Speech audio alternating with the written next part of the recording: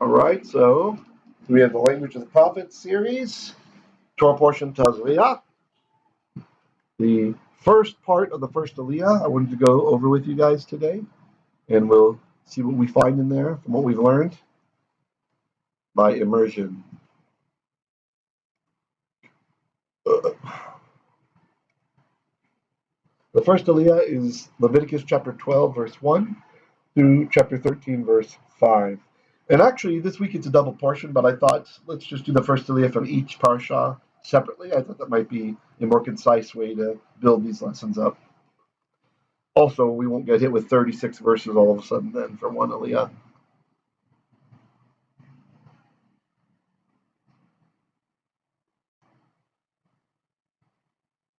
All right. So here we are,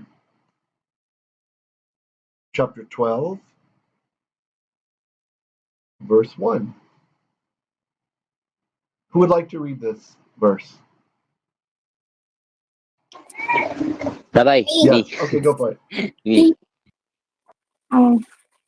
You're next. Vaidaver Adonai el Moshe lemor. Nice. Okay, what's it mean? And the Lord spoke unto Moses, saying, Good. Very good. Okay, Bait. Who wants to read Bait? Taber el bnei Yisrael lemor isha hi tazriya ve'alach zachar Yalida. ve'tam Ve'yalida. ve'yalida zachar ve'tamea shivat yamin chimei nidat dotah tifma. Titma. Yofi. Good reading. Very nice. Very nice. Okay. Who wants to take a stab at translating maybe up to the etnach, up to here? So from here to here. Who wants to translate that for me? Speak unto the sons of Israel. Children of Israel. I don't know what my more as. Yeah, children of Israel. I don't know what my more means. And say. Yeah, I don't know. You're doing great. Okay, Isha. What's Isha? a woman. Isha, yep. A woman. Woman. Ki. Who? Yep, like that. If. Who, yeah, kind Who? of. Okay. Now this next If a word woman. you might not If a know. woman. Great, great. By the way, the reason for you guys to all understand, the reason why I corrected sons of Israel to children of Israel, although sons of Israel is correct in certain contexts, right? But in this case, we're about to talk about a woman who is part of the group bnei Israel, right? So clearly it means children of Israel in this context, right? And she's not a son, right? So that's why a lot of words in Hebrew, as I mentioned before, they've got two definitions, right? Or two scopes. One is the very general, high level, up in the clouds meaning, right? And that's the deal with banim. Banim means children. But then it's got a low on the ground meaning when it's in context with other words. If you have the word banim, and then right near it you have the word benot, well, benot means daughters. So then the context is established as sons. Banim ubenot, sons and daughters. But in the absence of benot, or in the absence of something that would make you think that women are included, then we say that women are excluded. Then we say children. Okay, that's the only reason I corrected you on that nuance. All right. Okay, good. So tazriya. So the root here is zara. Who knows that root? You've learned a word from this root. Seed. Yeah, Seed. that's right. Seed. That's right. Seed. The noun zera, like the zera of Avraham, the seed of Abraham, right, which can also mean offspring or literal seed from plants. So if that's the case, what do you think the call verb zara means? Not this word, but this is a hiphil, but the call. What do you think the call? Huh? To be pregnant. Well, that's this one. That's okay. To conceive. It's a good guess. Yeah, to seed. That's right, to seed. In other words, to sow. The way that you say to sow in Hebrew is zara, right? Zara, zayin, resh, ayin, right? To sow. But it was nice. I liked what you did, Ate, whoever it was that said to seed. That's a great way to do this. So if you know a noun and you don't know the call meaning, try just taking the noun meaning and say to whatever the noun is. And then in this case, to seed, that's actually a proper translation in some contexts. But then you could try to make it Rabbi, more general. Yes. he will cause to seed. He will cause to seed. He will cause to seed. See, that's a great and fully logical guess. You're right. And actually, that's correct. That's what's happening here. It just sounds weird in English. It sounds weird in English, unfortunately. Yeah. But you've gotten to the main meaning. Biologically, what's happening to her, right? She's caused to seed, right? Because this is a female, right? Or more appropriately, caused to be seeded. Yeah, that's right. It's kind of like passive, right? Although in a way, we could say like, understanding that yours is more correct biologically, but we just have to understand it the way the text is communicating, right? So here's the way that we're going to define it. In the hiphil, it can mean to yield seed or to bear a child, right? To bear a child, right? We have another. I would have guessed, if I didn't know, I would have guessed to conceive, right? That in the context, that's maybe what it means. But we have another word for that. Orlah is to conceive. So you all were right. That was great detective work, and we got pretty close to the meaning, right? Although in this case, this is a little bit more abstract than they usually will be. So this one was harder even than usually they'll be. Okay? But Yalada Zachar, what's that mean? And bears a child. Not a child, a Zachar. Or a male child. Yeah, good. That's right, a male. Very good. Yep. And she births a male. Very nice, very nice. Okay? Question. Okay. Yeah, question. Sakar, we usually know to mean to remember. So how was it derived to mean a man or a male? Yeah. This is a case of what we call a homograph. It's unfortunate that they look similar like this. Yeah? You just have to, a lot of words, you're going to actually run into this a lot in the Bible. There are many instances where words look very similar, but they have different meanings. So if we didn't have that nachta here, right, that nachta, I could say, well, the fact that Zachar wouldn't have a qamets here, right? So you'd see there's a difference in it that way. The nachta kind of throws stuff off, so it makes it less clear. But yeah, you just have to, and to make it even worse, there's another word, zakar, with a kuf. So this is male, right? Zachar, it's a male. And there's another word, zakar, which sounds very similar, but it's got a kof or a kuf, however you call it. And this actually is one of the names for the male organ. So it's like, wow, it's a totally different word, but it sounds kind of similar. And you could kind of see if that meant male, but it ends up not, yeah? So Zachar, you just have to know that this is different than, let me think, hold on. Yeah, it's a homograph. Sorry, I don't have a better answer for you than that. Yeah. We have other words that are like that. I was going to ask if, Rab, if it spells with a kof, the verb remember. No, it's not, unfortunately. Yeah, it's not. Nope. The different meaning. Yeah, just different meaning. And I was actually even testing myself. I was thinking, wait, is it with the height, zachar? But then I remember there's a derivative from it, zikaron, immemorial, right? And there's no way that a chet can become k, right? So it has to be kaf. Zikaron is a memorial. Yeah. So good question. You could think of it as this way. You remember the son. You remember a boy. I don't know. Well, whatever connects it. Okay. V'tama'ah. Shivat yamim. Okay. What do you think v'tama'ah means? V'tama'ah. What's happening here? Tamei. That's right. Very good. So from tamei, meaning unclean, right? Impure. Okay. So this is a state of verb. So she is unclean, right? Tama'ah meant she was unclean. What's v'tama'ah? Sorry, my cursor. And she became unclean. And she became unclean. Right. She will be unclean. That's right. She will be unclean. And she will be. Yeah, future, right? It's like a futures. If you do Greek, this would be subjunctive. But yeah. Okay, good. Shivat yamim. What do you think that is? 7. Yes, 7 days, exactly. And so what's the word for 7? What's the word? How do we say 7 in Hebrew? Sheva. Sheva, right? It's a construct. When someone, construct. Yes, exactly. Thank you. It's construct. So literally it says 7 of days, right? Shivat yamim. It's just the way it was expressed. You like when we have morning, right? We sit sheva, chit sheva, right? You're sitting for 7. Okay? Kime nidat dotah. Question. Oh, go ahead. The tam ha what's that? Bet tamea. The he in the tamea is a suffix referring to the female person. No, this is the feminine. He. It's the feminine form of the verb. Okay. Yep. Okay? She will be Okay. unclean. Yeah, like that. Yeah. Okay. Okay? Yeah, good question. Nice question. Okay? And you can kind of see its counterpart over here through Hebrew parallelism. Here, we have the perfect, and then the vav consecutive, change it to be an imperfect expression, right? The way the time works.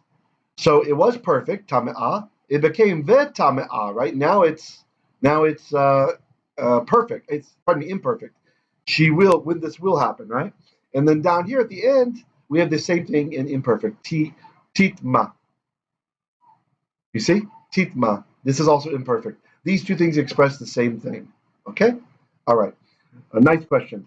Kime nidat dotah. Titma. Okay. So what's kime nidat mean?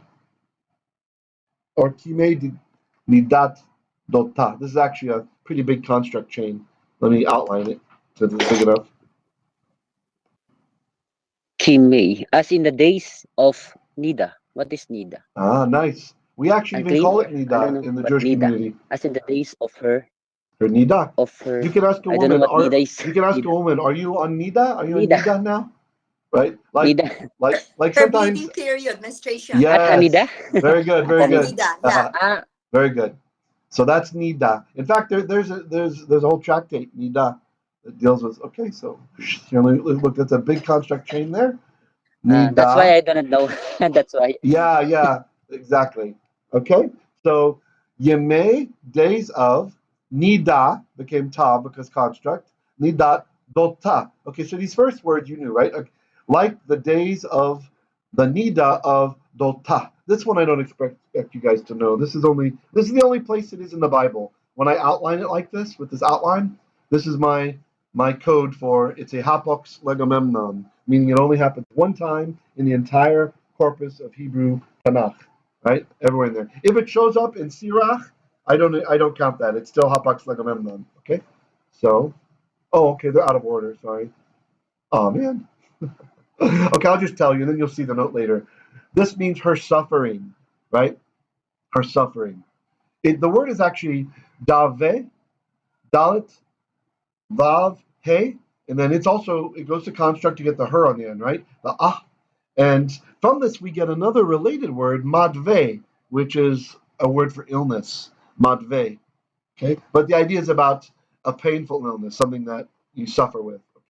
So, according to the days of the nida, it's like the menstruation of her suffering, titma. So, what's titma? This is a feminine. Uncleanness. It's a She will verb. She'll be unclean. Yes, she'll be She unclean. unclean. Very She will good, be. very good. So remember, these two words express the exact same thing. This one and this one. Their time aspect is identical. This is imperfect, and this expression is imperfect, right? The subset without the vav by itself, it's perfect, right? It's perfect. And until now, I've kind of been telling you guys it would have been past and now it's future, right? But really, I want you to start thinking more like this would have been perfect, right? This is a perfect conjugation of the verb. Chachema means she became wise. Tama'ah means she became impure, right? It's the perfect, okay? But when we put that vav there, it becomes imperfect. So the expression, the time that is expressed by the expression is imperfect time. And this is the imperfect form. So that's why they're both circled in blue. They're both expressing the same concept. She will become impure. She will become impure. Okay? And this you will find, friends, more and more. Hebrew parallelism really is your friend.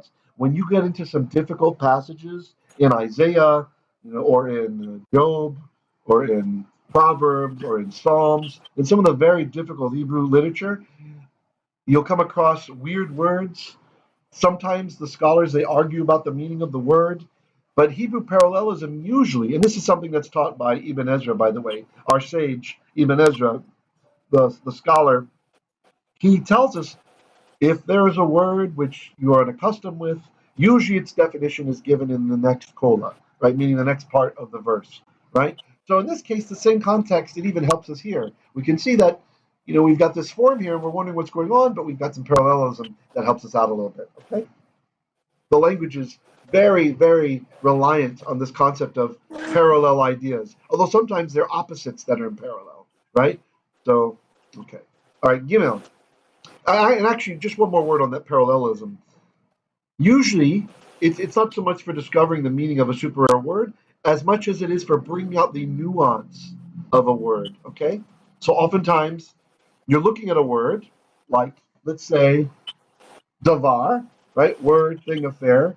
And maybe the nuance becomes matter, the matter, right? Or maybe it's even command, right? It's the command. You see, there's a range of nuances that the words can take on. And parallelism is one of our many tools that help us to establish the nuance. So don't get scared when you look up a word in the lexicon and, oh my gosh, it's got 12 meanings. This happens sometimes, right? It's really fine. Really, there's a general meaning. And you learn that general meaning. And when you get more adept at these other tools that you're going to have in your toolbox of looking to the parallel idea that's being expressed, right? Looking at the context, you'll get used to when a certain word is near other words, the nuance changes, etc. Then you can it really is less memorization. You'll start to just get a feel for how it works, okay? So don't get scared if you're starting to encounter some of those things. All right, Gimel. Who wants to read Gimel? Yeah, Rabbi. Uvayom Hashemini Yimol Basar Arlato. Orlato. Orlato. Sorry. Okay, good. Orlato. Okay, what does that mean? And on the In the and on days. the 8th Day. and on the 8th In the day. day. Good. Like we just had last The Torah portion, Hashemini, right? Shemini. Okay. And on the 8th day. Yimol, you might not know. Yimol. Do you know Yimol? What is Yimol? Yeah, this is a new word. I should have made a slide for this. Malal means to circumscribe or to cut a circle, right?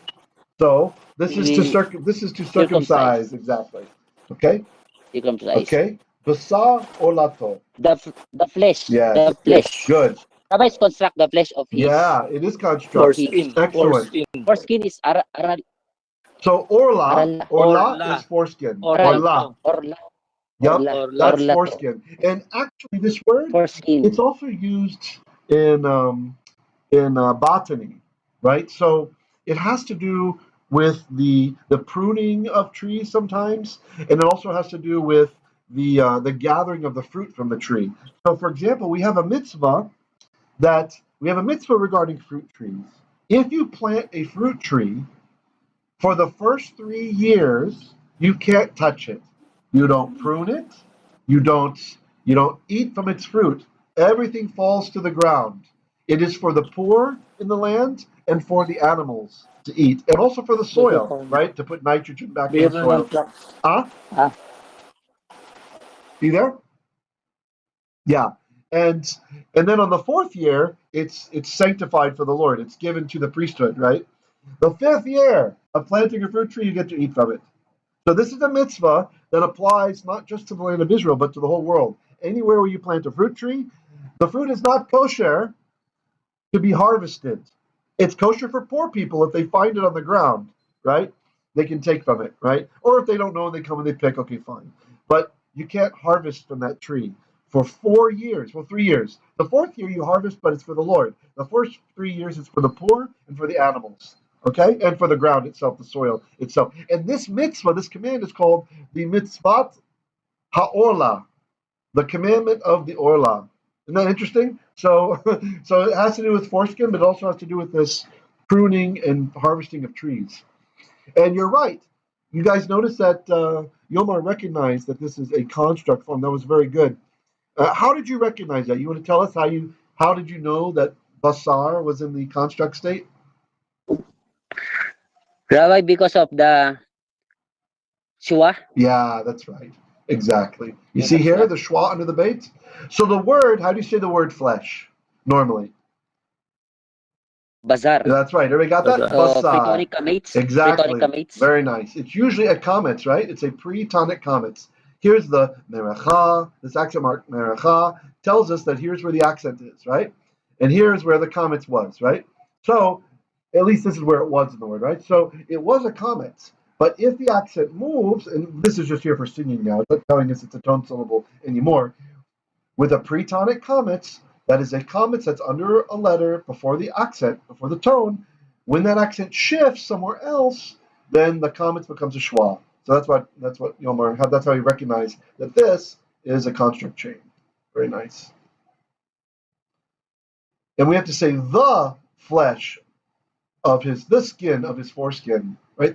Because orlato is definite from his, right? The orlah becomes orlato. Okay? Any questions?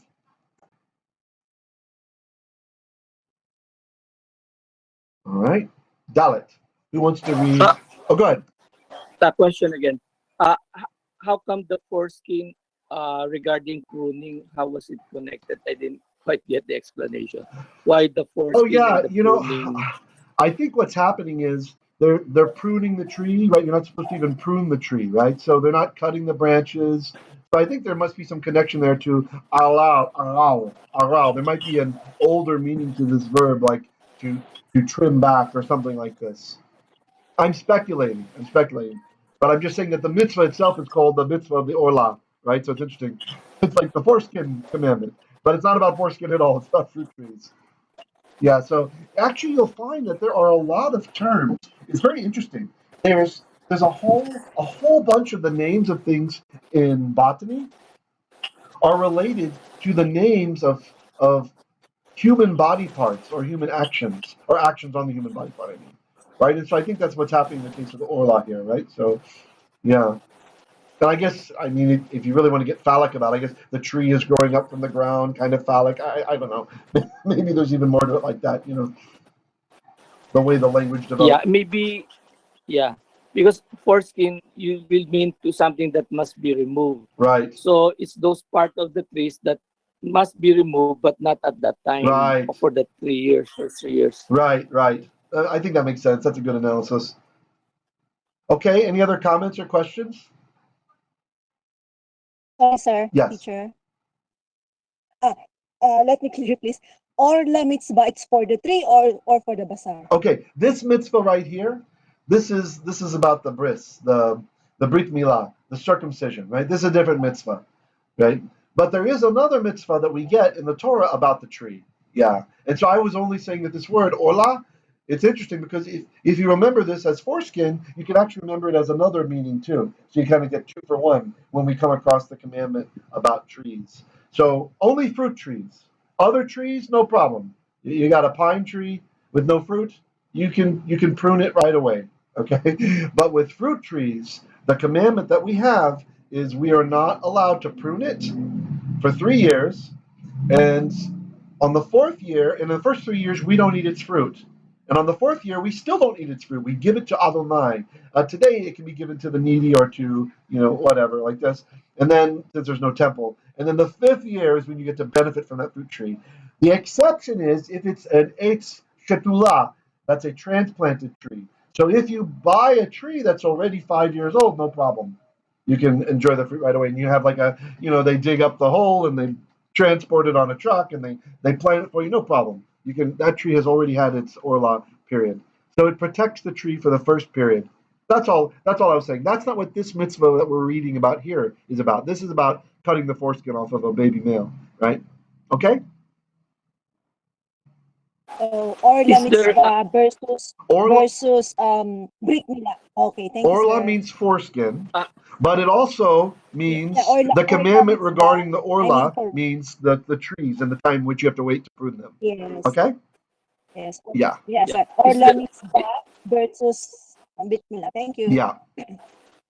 is there any biological explanation for that? Well, again, I'm going to make an intelligent guess. I would guess that allowing the fruit to fall and decompose into the soil will make the soil richer, add nitrates to the soil, things like this, so that the tree actually, in the long run, you'll get more fruit from the tree than if you had, if you've been over aggressive at pruning and harvesting it early on. At least in the ancient world, right? I mean, now we know about these things and we can control irrigation a lot better. But you're talking about a country in those days which was largely arid, right? There's a lot of desertification and stuff, and so I guess you want the tree to get as strong as possible before you start attacking it, so to speak. So if you let a tree grow for 5 years, well, that's going to be a big, strong tree already. Again, I'm just making an educated guess, if that makes sense to you. There's probably better explanations out there. What do you think? Is that in Leviticus or the commandment of the Orlah? I think it might be in Exodus, but could be wrong. I don't remember. Yeah, sorry. Yeah, I'll make sure to mention it when we come across it. I thought it was in Exodus, but maybe I'm wrong. Let me see. Orlah mitzvah. Let me see if I can find it super fast. Now you got me curious. Waiting for DuckDuckGo. Let's see. The mitzvah of the Orlah. Well, that's thinking. Rabbi, it's in vayiqra. It is in vayiqra. Oh, nice. vayiqra 19. Okay, great. About the land. So probably next parashah. Very nice. Thank you for that. Great. Okay, so let's continue on. Verse 4. Ushaloshim. Oh, actually, somebody else read this. Who wants to read?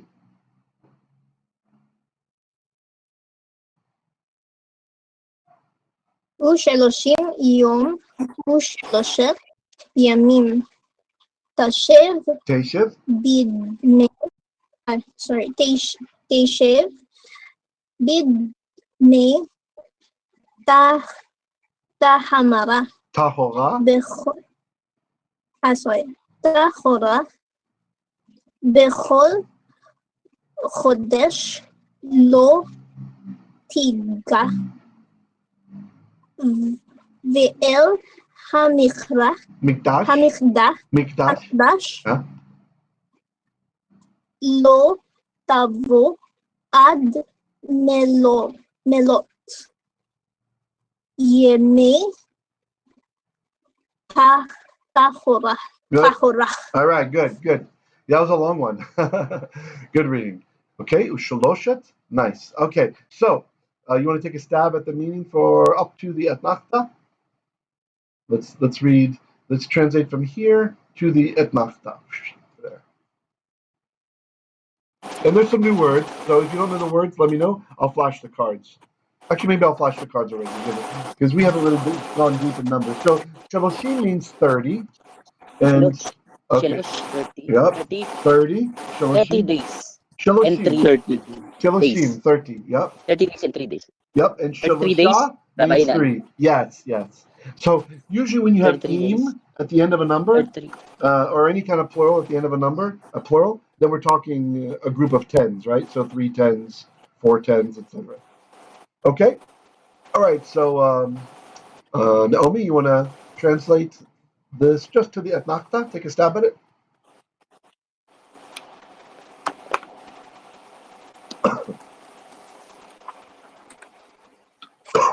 there's a construct form?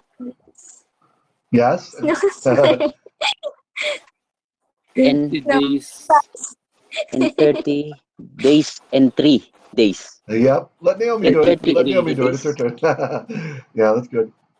Yeah. Yeah, it's kind of strange how it says it, right? It literally says, and 30 day, and 3 of days. Yeah. and actually, this changes depending on the writer. So we'll just leave it at that. Okay, you can usually tell what it's saying. Okay, Teshev. Naomi, what does Teshev mean? Shuv. Are you Naomi? She will I don't hear return, Naomi's voice. She will return. I hear a man's voice. No problem, Yomar. I just want to give her a chance, okay? Pass. Oh, pass? Okay. Yomar, jump back in. Yeah. You can jump back in, brother. Okay, Yomar recognized the root. Go ahead, you're right on the root. I think you recognize the root. Yomar, you're up again. Shub. Rabbi Shub. Oh, Sorry, okay. Rabbi, about that. Okay. Yeah, Shub. actually, it's Yashav. Shub. Yashav. That's a good guess about two. Yashab. Good guess though. Yes. Yeah. Yashab, yes. Okay. So what does Yashav mean? Yeshav. To dwell. Yeah, that's right. To dwell. Good. She dwell. Is that a PL Teshav? Teshiv. No, it's not. No. Because there's no dagesh in the Right. Teshav. It's an imperfect. Yep, imperfect. Yep. Rabbi, how about Teshiv. remain? She will. Yashav Remain? is what it's saying. He will. What's the question? I heard someone asking a question.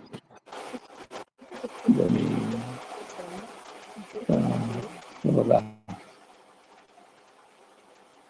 How about hiphil, sir? What's the question? Ayun, the big. Is this hiphil? No, it's just call.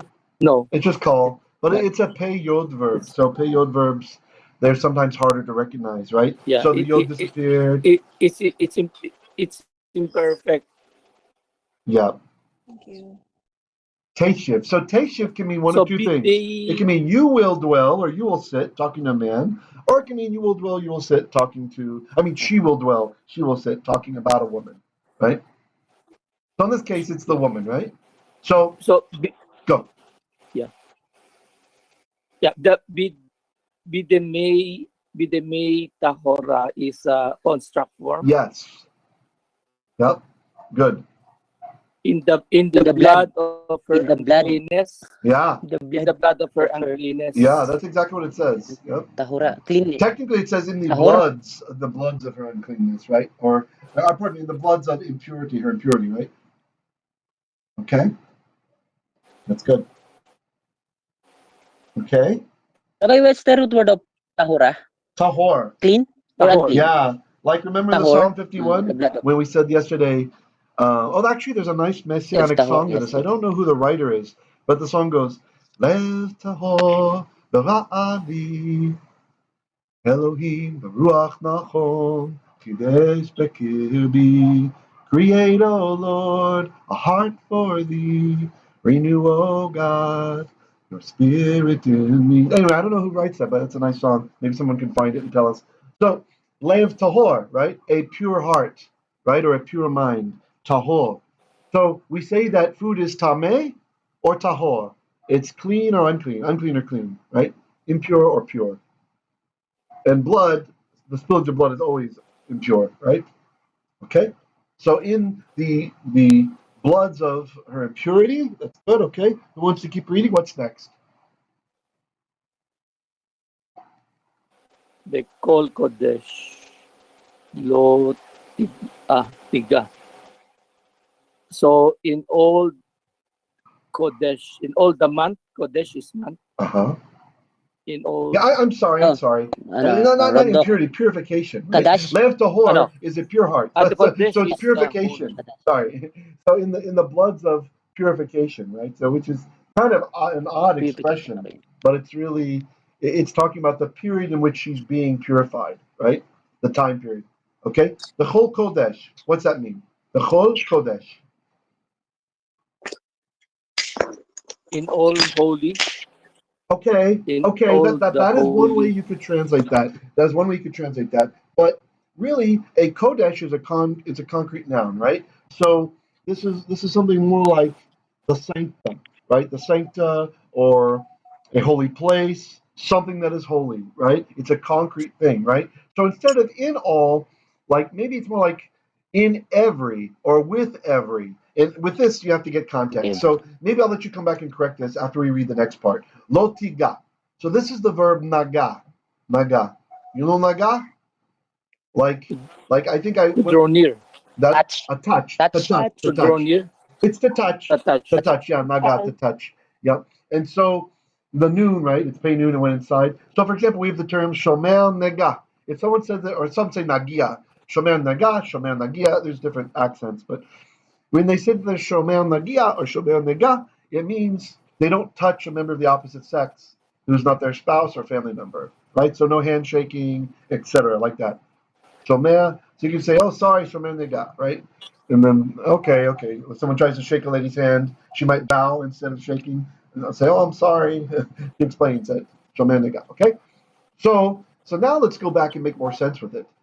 So lo tiga means she shall not touch, right? She shall not touch. Okay, and how would you go back and make the first part make some more sense?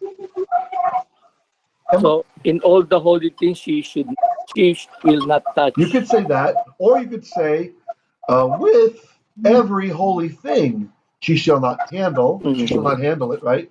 And that's another way to think about it, right? Okay. So, for example, she doesn't, if she's one of the women who helped to care for the outside of the Moed, then she wouldn't do her duties, for example, at that time period. Yeah. Okay.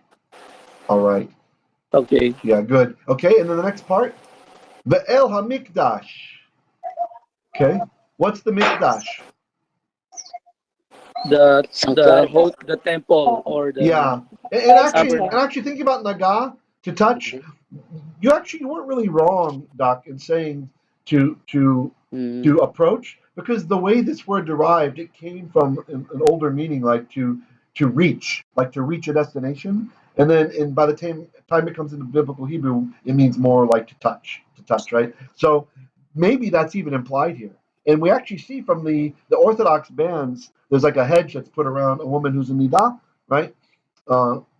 Where she doesn't, it's not even not touching anymore. It's not touching the thing she touched, etc. Right? So you can see that they might be focusing more on the idea of reaching out, like approaching. But anyway, just that nuance, you weren't wrong on that. Ve'el hamikdash, right, into the sanctuary. Lo tavo, what's that mean? Lo tavo, anybody? No, Sir, I'm she should not. sorry. She will not come. Yeah, that's right. She will not. Shall not come. Yep. Shall I'm not sorry. approach. Yep. Not come. Ad Teacher. meloot yemei tahorah. Okay. What's that mean? Teacher, I'm sorry. Go ahead. Hello. No problem. I'm sorry with the word naga touch. Yeah, right. Okay. I'm confused here because it is nifal. So she's the one forbidden, or No, it's not she's niphal. forbidden to touch anybody? It's not niphal. It's not niphal. It's kal. But it's a pay noon verb. It's a pay noon verb. The verb starts with noon. Naga. Noon gimel ayin, right? And the noon, here's why I drew the noon here. I didn't mean to confuse you. Oh, I see. You thought I was saying it's niphal and the noon is gone in. That can also happen. Yeah. So it's the same morphological phenomenon that happened. The noon went inside, right? That can happen with niphal, or it can happen with a call word that starts with the noon. Okay? So I see what your thought process was doing. Okay? Got it? But you're right. If it was niphal, it would have a different meaning, right? She shall not be touched, right? Yeah, interesting. Okay, good question. Good question. Any other comments or questions? Okay, I'm just going to hit one mute all for a second. Wait, just a sec. I'm going to mute all, just because there's some background noise, dogs barking and stuff, driving me crazy. Okay. Oh, it's here. It's by me they're barking. Okay, it wasn't you guys. Okay, so now you can unmute and talk. Go ahead. What were you going to stop?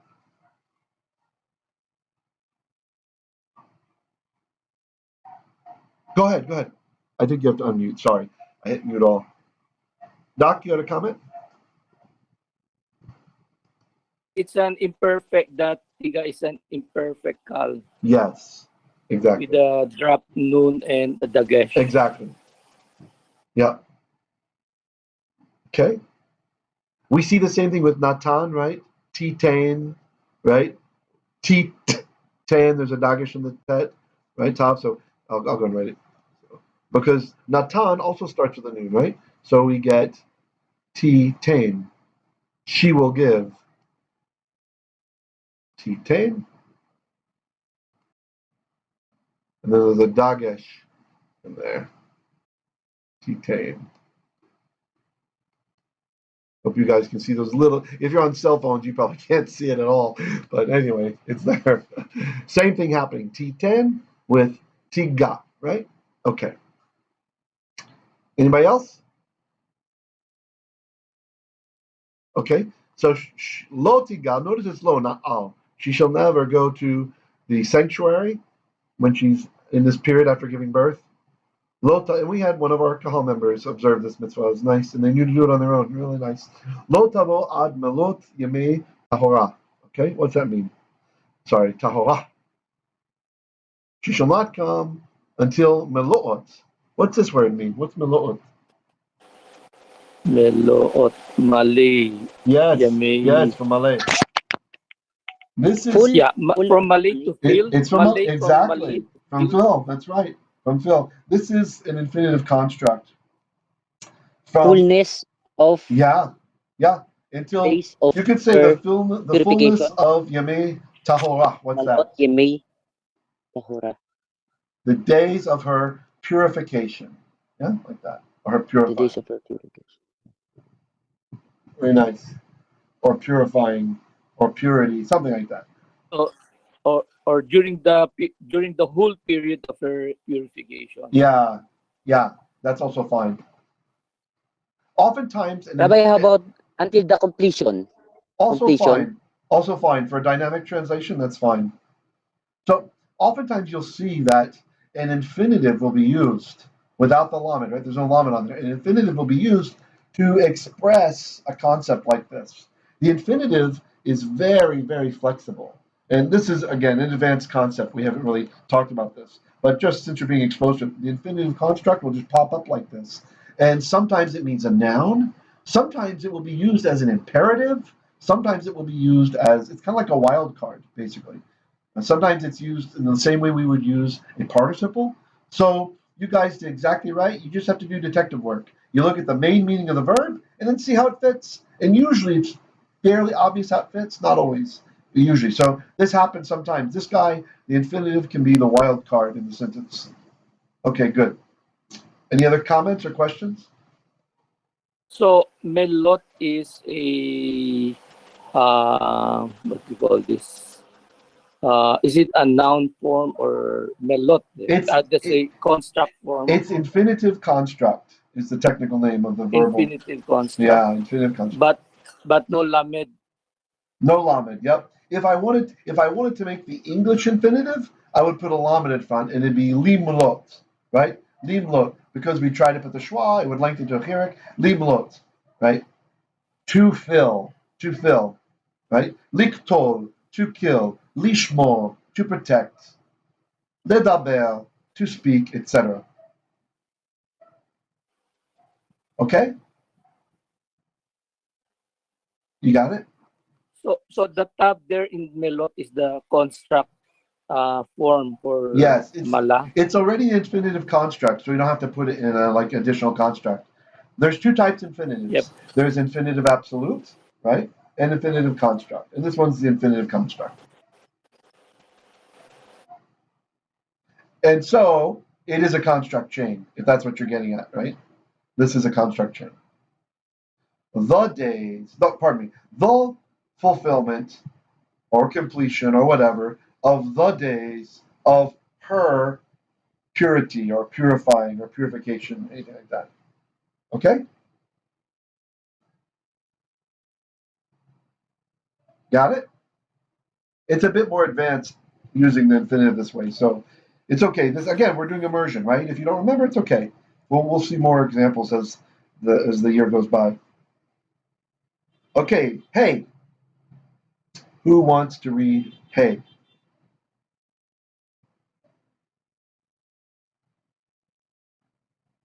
One of the ladies. Yep. Sounds... Yeah, someone else if you want to. Okay, I'll try. Go for it. Ve'im nekeva teiled vetamea shevuaim kenidata veshishim yom vesheshet yamim teishev al demei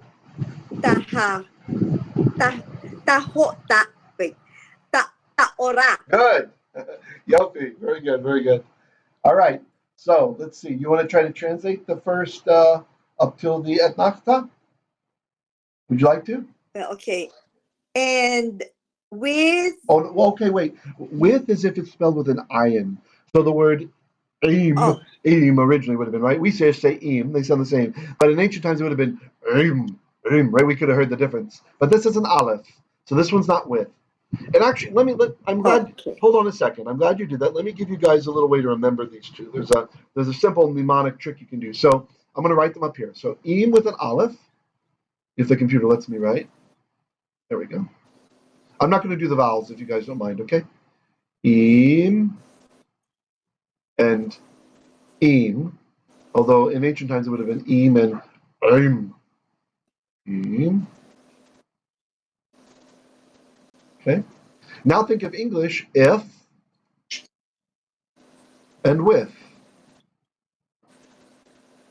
With. Okay. In English, I comes before W, right? In the alphabet, I is first, right? The letter I, this one, comes before W. Actually, let me make a highlighter. Right? Okay? I think you see where I'm going with this, right? So I'll highlight it. So I comes first. If you look at the English, if you A, B, C, D, right? I comes before W, okay? And in Hebrew, Aleph comes before ayin. Okay? So whenever you come across these, you can think of this little trick here. Okay, so when you come across your, oh wait, is it if or with? Okay, wait, this is Aleph, this comes before ayin, I comes before W, this is if. You understand? That's just a little mnemonic way you can remember. A lot of people struggle with this, so because they sound exactly the same with Israeli pronunciation. Okay, good. So especially for you, you auditory learners out there. Okay, good. So go ahead again. and if Nice. and if nekeva, woman, Yep, a female. female, Yep.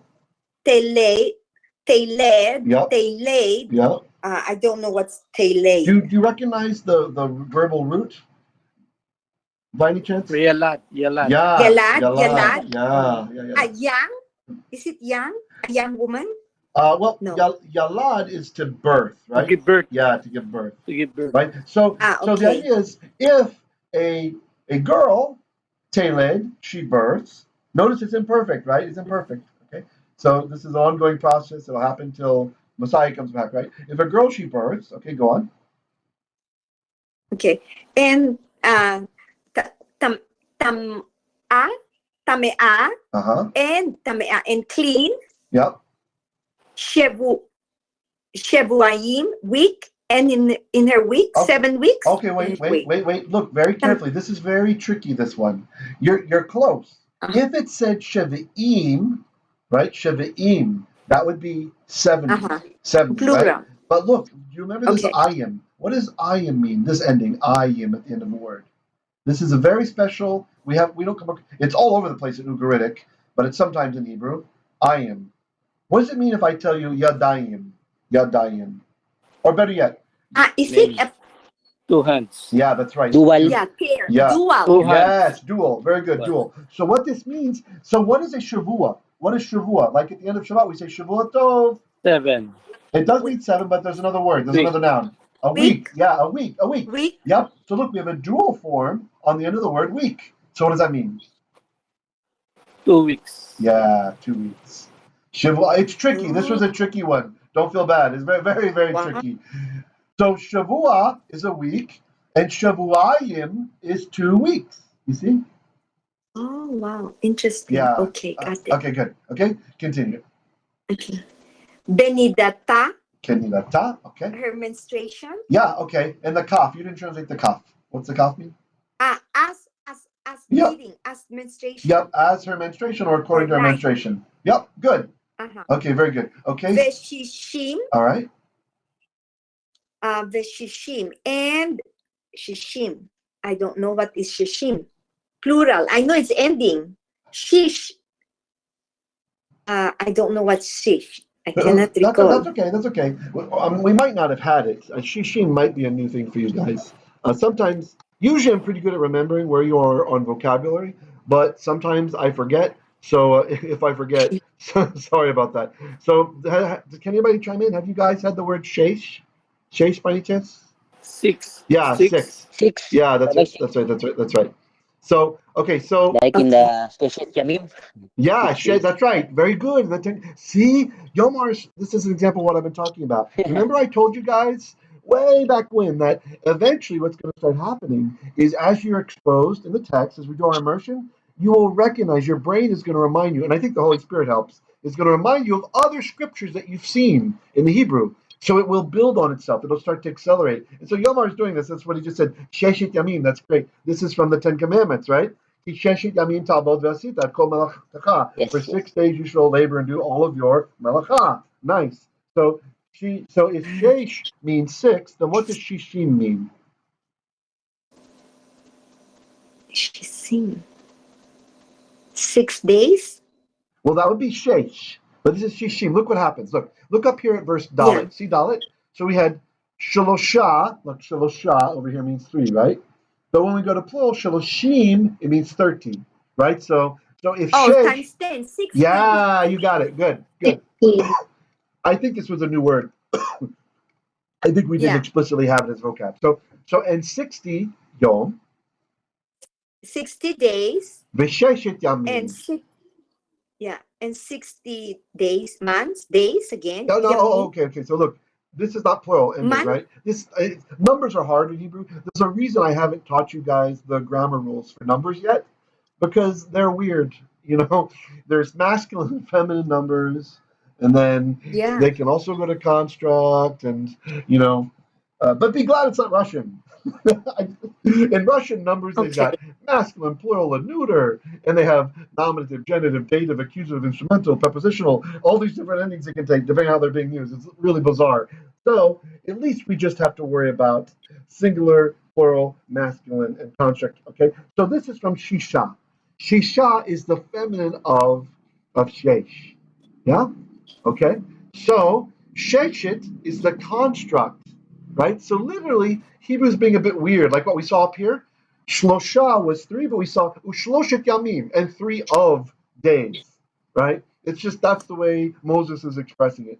V'sheshet Yamim, so and 6 of days, right? So these two, there's kind of a parallel construction happening here. We've got Shloshim, Shishim, Yom, right? So you get the big number, and that's just day. And then you've got the small number, Ushloshit, and then it's days, Yamim. I don't know why. It's just Moses writes it this way. So, yeah, enjoy. Oh my, yeah. But you did great. You're doing great. That's great. Okay, Teishev. Teishev. We just had this one over here. Shev. Teishev. This is Shev. Imperfect. Shev. Sheva. Sit. Yes. Yep. She shall sit. Yeshav. Yep. And really, if you guys want to get at the nuance here, remember I talked about you can make a first pass in your translation that's totally correct. And then later, when you chew on it, when you ruminate on it, some more, then you can come up with a better nuance. So probably this is she will continue, right? Something like she'll continue, right? So she will continue, but you're right. Literally, she will sit, she will dwell, al bnei Tahor. Okay, so what's that mean? All the days of her purification. Yeah, or cleanliness. with all can have the idea of with or upon with. That's right. Bnei is literally the bloods of her purification, right? But again, it's an awkward expression. What? The bloods of her purification? But that's just the way the text expresses it. So, yeah, very good. Okay. Questions? All right. A question. Okay. Where's that? Shishim Yom. Shishim is plural and Yom is singular. Yeah. Same thing up here. Look, Shloshim Yom. Shaloshim Yom. Shishim Yom. That's what I was saying. Moses is just very strange in the priestly text, the way he expresses these time associations. But it's clear when you think about it, right? We can still understand the meaning. I don't know the reason for using the singular Yom with the... Okay. In other texts, I can give you a reasoning, all right? So I'll just mention it since you guys are struggling with it. We'll struggle together, shall we? So in other places in the Torah, right, in the non-priestly text, and actually you're starting to see some of the evidence that which developed into the liberal documentary hypothesis idea. Okay, so this is one of the evidences, actually, what we're starting to see here. I don't agree with the documentary hypothesis, but it's basically this idea that there were 4 writers of the Torah. Okay, and they give them different letters, like P is the priest, and blah blah blah. I don't think that's what's happening at all, but anyway, you can at least understand that this is part of their reasoning for it, that the writing style seems to be changing a little bit with some of these things. Okay, and who knows, maybe Joshua's helping Moshe, and Moshe says, write this, and Joshua puts it more in the vernacular or something, right? Since Moses had to learn Hebrew better later, who knows? But in other places in the Bible, well, rather in the Torah, when you see yamim in the plural, oftentimes this has one of 2 meanings. It either means absolutely this completed amount of time, okay? So it'll say days, but it's kind of like an abstract, like ancient of days, right? We're not, it's just a general amount of time. And oftentimes it signifies a full year. This is according to Rashi and Ibn Ezra communicate this, that when you see yamim, oftentimes in the Torah, some number in yamim, it means a full year. And we see this regarding some of the holidays that are given, right? You get this, the completion of, whatever, yamim. Here, that's not what it means. Obviously, it's not 6 years, right, that he's going to do this. So the context here saves us from that conclusion. Okay, just so you guys are aware of it. So when you come across, if you're doing your reading on alone, what is this saying? You'll understand that yamim, it can have these other meanings, right? Like signifying a full completion or having to do specifically with a complete year even. Okay? All right. Any other questions or comments? Yeah, go ahead. Yeah, comment. Just in addition to what you said about the liberal something. Yeah. Because in the last chapter of Devarim, Deuteronomy, it talks about somebody now talking about the death of Moses, etc. Right. So it could not have been Moses who written that part of Devarim. There's answers to this. That's a nice point. There's an answer. I mean, some of the sages say that Moses wrote prophetically the end, right? And can you imagine? Imagine the burden Hashem's putting on him. He's writing about his own death, but he knows he's going to die anyway because God commands him. He says, "Go up on the mountain and die." Right? So it could be that he prophetically wrote it, or it could be, and I kind of tend to favor myself this other opinion, that there are other hands involved in the text, but this does not reduce providence's impact on the text, right? Oftentimes, what we do with providence and the writings of the prophets and such, I think we make a mistake as believers to really, really restrict God and say, no. It's exactly like this. It's exactly just this one guy writing everything specifically. I think really more realistically, Moses was heavily involved, right? And then, for example, if you have a professor at a university doing research and he's got grad students working for him, and the grad students make a lot of the breakthroughs, who gets the credit? The PhD gets the credit. Dr. So-and-so's research has produced this. He's got some brilliant grad students, he gets the credit. Okay? And that's kind of maybe not a great example, but I think this happens also sometimes in the biblical text. Like we say Mizmor David, a psalm of David, right? This does not mean in every instance that David wrote that psalm. It means rather that it's a collection of his psalms. Someone may have brought him this psalm. Maybe we know that he employed musicians, right? And so maybe they worked together on something, right? And again, this does not reduce the handiwork of God or the spirit of inspiration or et cetera, et cetera. So I think it's safe to kind of have this perspective of God. He influences the prophets their entire life, every single thing, just like we understand that the biblical text, it's 2 things. It's 1, the inspiration of God, and 2, the work of man. It's both together. It's his imagers working faithfully to do his will. When a prophet pens words or when he speaks words, when Jeremiah says words and his scribe Baruch writes them down, Baruch is being faithful to the words that are coming to Jeremiah. But some prophets have their own styles, right? It's not a dictation from God. It's not, beep, beep, beep, beep, beep, beep, beep, beep, beep, and the telegram comes in and the prophet writes down exactly what came in. There's inspiration involved, which means the prophet is sensitive to the Spirit of God, but his personality shines through as well. That's part of why God continuously demonstrates that he likes to use his imagers, his family member, in his work. And so we kind of get into a dangerous position if we say, oh, well, liberal scholarship, and we're kind of scared of it, right? Because if they chip away at one little thing that we have, no, it's all Moses, every single letter. Okay, what if it's not, right? What if he just gets the main credit because he's the main guy? He led the project, so to speak. I don't see a contradiction in that. What do you guys think? Is that okay with you? Just like what I heard during one of our long time ago, that the Bible is just like the wheels of a car. There are two sides on the wheel and two sides on the other. So the car will not run unless those four wheels are Okay, driving. that's nice. I like that. Look, we see this more explicitly with the Apostle Paul. He'll outright say, "I write to you now as a man." Right? So sometimes he'll just say, "Look, this is my opinion," right? And that still ends up in the sacred text, right? His opinion ends up in sacred, which doesn't mean anything wrong with his opinion. Highly educated, he really knows the law of God. He's walking in his way. He's walking in purity, etc. So why wouldn't that be something we want in there, right? So I guess really I like the way that Heiser explains something similar to this. He talks about how people, they think within the believing community, there's this concept that, like, what would happen is the Holy Spirit would somehow possess a prophet, right? Like totally take over their body, and they like start ghost writing. Like the hand is writing stuff, and then when it's done, the prophet picks up the work and says, "Oh, let's see what I wrote. Oh, this is good." Right? Like he never saw it before. It's totally God, 100% controlling him. That's not how Revelation works. It just doesn't work that way. But much of the believing community has this infantile way of imagining that that's how it works. And so then when they go away to university or they're exposed to some intelligent atheist or something, they can very easily chip away at their faith because it is built on sand. Instead of understanding, look, what is more amazing? That's the way that a human would do it, right? If we were God, we'd want it like that, right? But what's more amazing?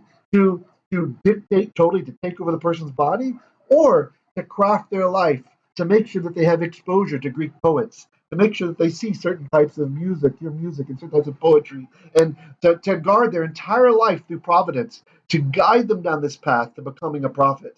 And then they see the dreams, and then they can put it in their own words what they see, etc. Right? What's more amazing?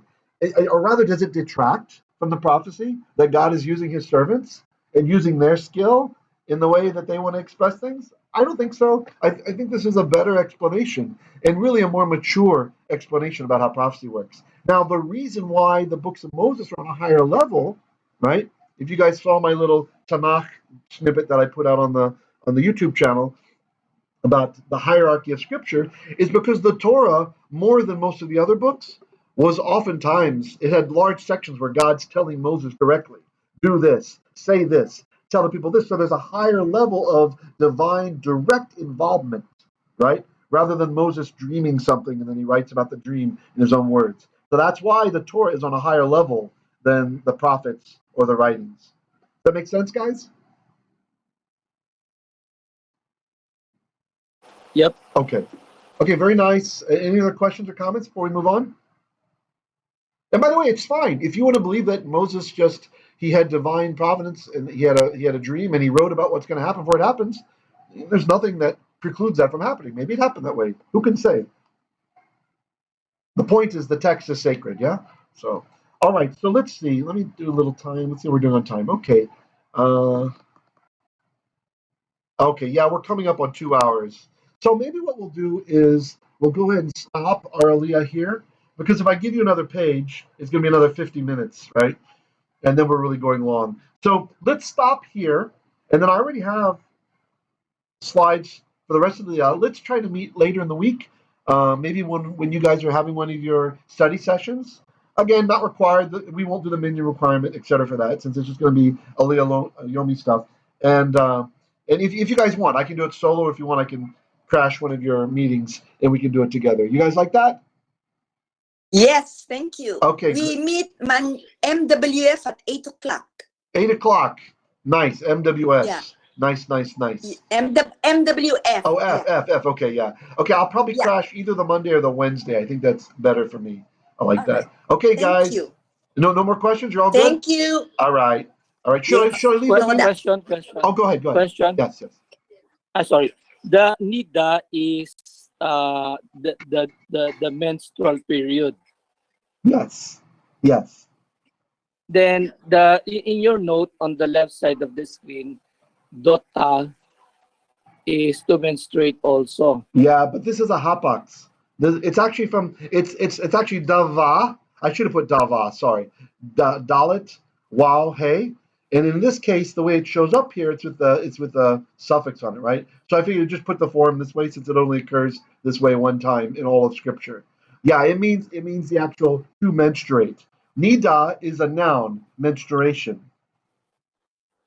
Okay. Does that make sense? Yep. Thank you. Yeah. Thank you. Okay. Maybe do you guys want me to leave the meeting open? Are you going to discuss things still together, or are you done? Yeah, we're done. At least I'm done. Okay. All right. Yes, I guess we're done. All right. Good job, everybody. Please make All sure, right, thank you. remember, keep God working on bless. your Psalm 1. Toda, Huh? Rabbi. You're welcome. You need to have Psalm 1 memorized, okay? I want to call on people next week, hopefully. Memorize the Hebrew, yeah? All right. Shalom. Okay. Shalom. Shalom. Thank you. You're welcome. Thank you, Thank teacher. you. Thank you. You're welcome. Be You well, all of rock. you. Bye-bye. Thank